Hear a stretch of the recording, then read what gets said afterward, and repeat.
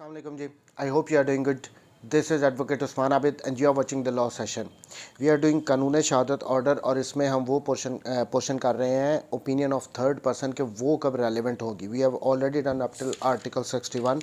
Today we will do from article 62 to 65. Complete करेंगे इस portion को opinion of third person. So article 62 opinion as to existence of right और custom when relevant, कि कोई right या कोई custom जो है प्रैक्टिस की जाती है लॉन्ग टर्म से, उसकी एग्जिस्टेंस से रिलेटेड ओपिनियन रेलेवेंट होगी. ये इस आर्टिकल 62 में कहा गया है.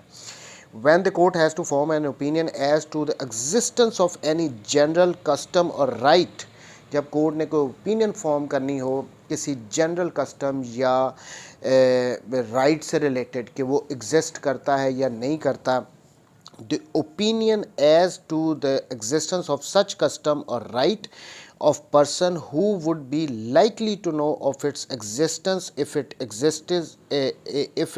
existed are relevant.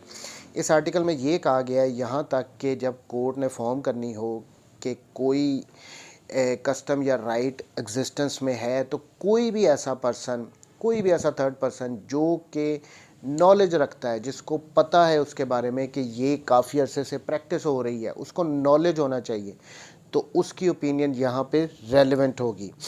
Explanation. The expression general custom और राइट इंक्लूड्स कस्टम और rights common to any considerable class of persons. यहाँ पे जनरल कस्टम और प्रैक्टिस का राइट एक्सप्लेन किया गया है कि ये किसी एक पर्सन के लिए नहीं, ये जनरली पब्लिक के लिए होना चाहिए, ओपन होना चाहिए. काफ़ी अरसे से प्रैक्टिस किया जा रहा हो इस कस्टम को, इस प्रैक्टिस को. अगर इसकी इलस्ट्रेशन देखें तो ज़्यादा क्लियर होगी.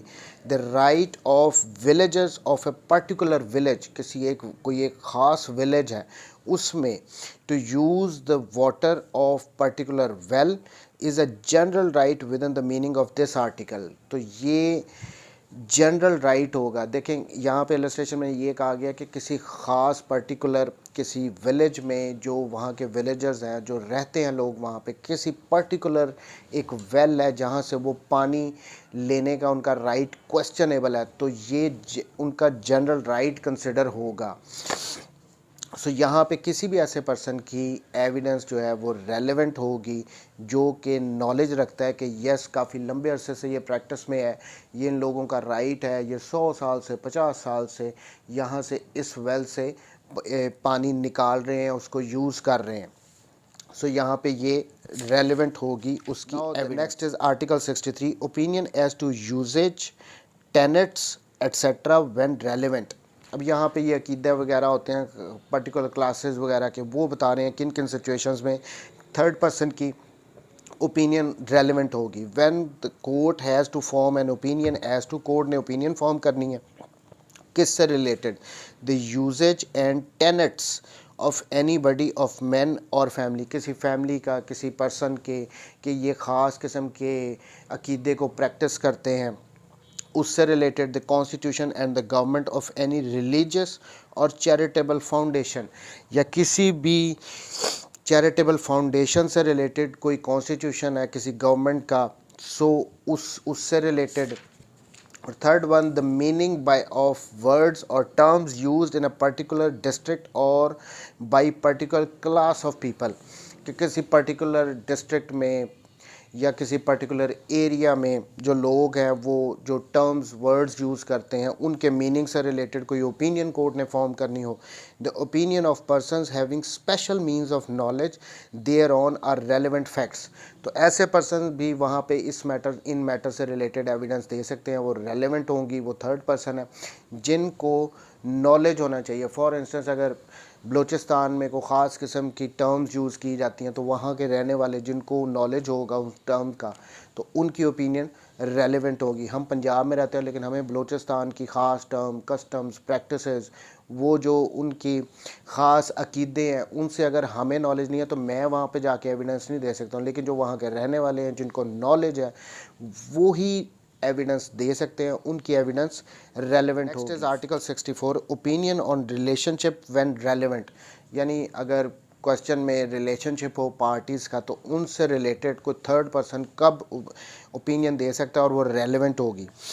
When the court has to form an opinion as to the relationship of one person to another, जब कोर्ट ने ओपिनियन फॉर्म करनी हो, कोई रिलेशन क्वेश्चन में हो एक पर्सन का दूसरे पर्सन के साथ, expressed by conduct as to the existence of such relationship of any person who as a member of family or otherwise has special means of knowledge on the subject is a relevant fact। इस article में 64 में कहा है कि जब question में ये हो कि किसी पार्टीज़ का रिलेशनशिप, तो कोई भी ऐसा पर्सन, चाहे वो फैमिली मेम्बर हो या अदरवाइज़ या फैमिली मेम्बर ना भी हो, लेकिन उसको स्पेशल नॉलेज हो उनके रिलेशनशिप के बारे में जो कि उन्होंने अपने कंडक्ट से एक्सप्रेस किया है, तो वो उससे रिलेटेड आके एविडेंस दे सकता है। वो रेलेवेंट होगी उसकी एविडेंस उस थर्ड पर्सन की। लेकिन यहाँ पे एक प्रोवाइजो साथ इस आर्टिकल में ऐड की गई है, provided that such opinion shall not be sufficient to prove a marriage in proceedings under the divorce act 1869। लेकिन अगर तो डिवोर्स का केस चल रहा है, डिवोर्स की केस से रिलेटिंग प्रोसीडिंग्स चल रही हैं, तो यहाँ पे उस थर्ड पर्सन की एविडेंस सफिशेंट नहीं होगी प्रूव करने के लिए कि इनके दरमियान कोई रिलेशनशिप था। और इन अ प्रोसिक्यूशन अंडर सेक्शन 494 और 495 ऑफ पाकिस्तान पीनल कोड, या अगर तो प्रोसिक्यूशन हो रही हो पार्टीज़ में अंडर सेक्शन 494 और 495, तो इन दो सिचुएशंस में या तो उनकी प्रोसीडिंग्स हों मैरिज से अंडर डिवोर्स एक्ट, या फिर पीपीसी के सेक्शन 494 और 495 के अंडर प्रोसिक्यूशन हो रही हो, तब इस थर्ड पर्सन की ओपिनियन सफिशेंट नहीं होगी। ये नेक्स्ट अगर इलस्ट्रेशंस इसकी देखें तो दो इलस्ट्रेशंस दी गई हैं, उससे ये आर्टिकल मज़ीद क्लियर हो जाता है। The question is whether A and B are married. अब क्वेश्चन ये है कि क्या ए और बी की शादी हुई थी, वो मैरिड हैं आपस में। The fact that they were usually received and treated by their friends as husband and wife is relevant। तो अब यहाँ पे जो वो अपने दोस्तों के सामने हस्बैंड एंड वाइफ के तौर पे आते थे, लोगों ने उनको, फ्रेंड्स ने देखा है, उनके फैमिली मेम्बर्स ने देखा है, तो उनकी एविडेंस यहाँ पे रेलेवेंट होगी, वो कोर्ट में आके एविडेंस दे सकते हैं। Next illustration, the question is whether A was the legitimate son of B. अब क्वेश्चन ये है कि क्या ए बी का जायज़ औलाद है, उसका जायज़ बेटा है। The fact that A was always treated as such by the members of the family is relevant. तो यहाँ पे ये फैक्ट कि उसके सारे फैमिली मेंबर्स ए को बी के बेटे के तौर पे ट्रीट करते थे, ये रेलेवेंट फैक्ट होगा। इससे रिलेटेड वो एविडेंस दे सकते हैं अंडर आर्टिकल 64। इस पोर्शन का लास्ट आर्टिकल है article 65, grounds of opinion when relevant. Whenever opinion of any living person is relevant, the grounds on which such opinion is based are also relevant। यहाँ पे ये कहा गया इस आर्टिकल 65 में सिंपली कि जब एक लिविंग पर्सन की ओपिनियन रेलेवेंट है, तो जिन ग्राउंड्स की बेस पे वो एविडेंस दे रहा है उसकी ओपिनियन रेलेवेंट है, तो उसके वो ग्राउंड्स भी रेलेवेंट ही होंगे। अब यहाँ पे अगर मैं क्लियर करूँ तो जो ये एक्सपर्ट्स वगैरह की ओपिनियन वगैरह वो देते हैं अपनी कोर्ट में, तो सिंपली ये नहीं कह देते कि मेरी ये ओपिनियन है, उनको अपने ग्राउंड्स को मेंशन करना पड़ता है कि मैंने ये एक्सपेरिमेंट किए हैं जिनकी बुनियाद पे मैं इस अपनी ये ओपिनियन दे रहा हूँ।